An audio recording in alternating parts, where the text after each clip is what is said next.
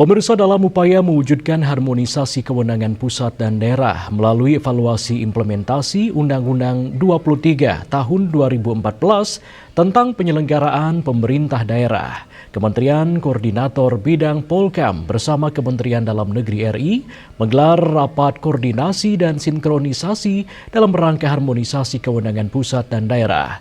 Dalam kesempatan tersebut, Gubernur Bali Wayan Koster meminta pemerintah pusat mendukung pembangunan infrastruktur berkelanjutan di Bali.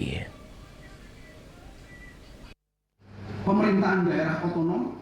Deputi Bidang Koordinasi Politik Dalam Negeri Kemenko Polkam Maijen Heri Wiranto menyampaikan Undang-Undang Nomor 23 Tahun 2014 tentang pemerintah daerah telah berjalan 1 dekade. Rakor sinkronisasi ini bertujuan untuk membahas isu, sinergi, dan harmonisasi antar pemerintah pusat dan daerah. Hal ini menjadi perhatian penting karena saat ini Indonesia tengah berada pada masa transisi pemerintahan baru, sehingga perlu masukan terkait perkembangan ekonomi, sosial, dan politik dalam revisi serta penyesuaian agar undang-undang ini tetap relevan dengan dinamika zaman. Dan tadi luar biasa apa-apa yang disampaikan oleh Pak Gubernur, memberikan insight kepada kita tentang bagaimana sih penyelenggaraan pemerintahan di daerah dan bagaimana mekanisme harmonisasi yang diharapkan dari pemerintah daerah kepada pemerintah pusat.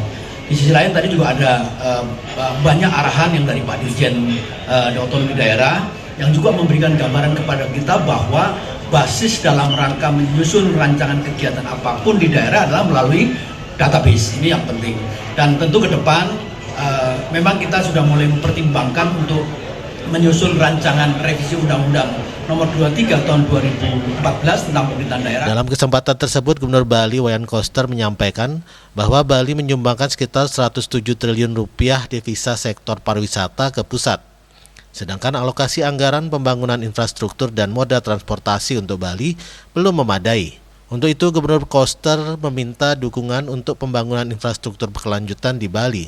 Bali memiliki karakteristik budaya yang sangat kuat sehingga perlu ditopang dengan anggaran untuk kemajuan kebudayaan serta insentif untuk pariwisata serta pembangunan infrastruktur harus didukung secara berkelanjutan. Selain itu, Gubernur Koster juga memberikan masukan untuk revisi undang-undang ini, yakni konstitusi tidak boleh berubah. Tata kelola pemerintah harus diberikan rambu-rambu. Selain itu, dinamika daerah sangat tinggi sesuai dengan potensinya, sehingga harus diatur secara seimbang dengan memperhatikan karakteristik daerah. Perubahan regulasi undang-undang juga harus tetap seimbang antara kewenangan pusat dan kewenangan daerah, agar daerah dapat tumbuh dan berkembang sesuai dengan karakteristik masing-masing daerah. Pihaknya menekankan agar tidak ada lagi nomenklatur otonomi khusus. Ada kebijakan dana transport ke daerah dikurangin. Bali itu 1,7 triliun totalnya Pak, provinsi kabupaten kota sebali berkurang 1,7 triliun. Jadi cukup besar dampaknya. Nah, tapi kabupaten kota di Bali saya sudah arahin semua harus jalan dengan kondisi yang ada. Itu lakukan cara yang efisien untuk mengelola ini.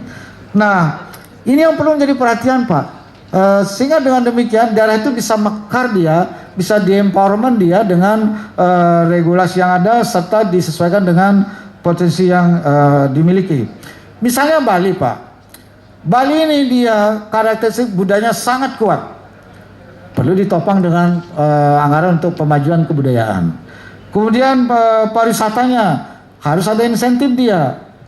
Kemudian ekosistem lingkungannya harus diurusin. Infrastrukturnya supaya nggak macet di sana sini, transportasinya juga harus diurusin Pak. Melalui kegiatan rakor dan sinkronisasi untuk mengharmonisasi kewenangan pusat dan daerah ini, diharapkan arah kebijakan otonomi daerah ke depan benar-benar menjawab kebutuhan masyarakat dan memperkuat pelayanan publik. Sukma, Bali TV.